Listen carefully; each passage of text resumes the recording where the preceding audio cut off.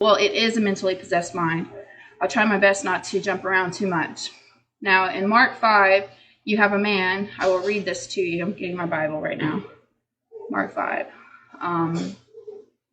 Mark 5, you have a man, it says, when Jesus got off of the boat, a man with an impure spirit came from the tombs to meet him. This impure spirit would be a demon, as we all know this, especially those who have read the Bible. This man lived in the tombs, and no one could bind him anymore, not even with a chain. Now, some versions would say shackles and chains or fetters and chains. The point to this is that this man was either an inmate in a correctional facility.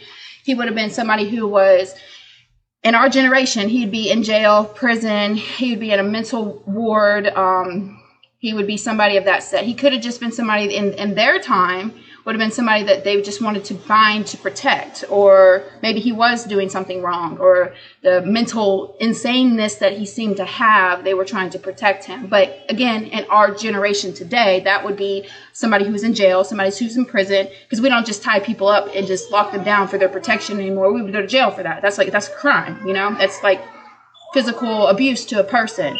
So we have the law set by God, which is in Romans 13:1. God set that authority.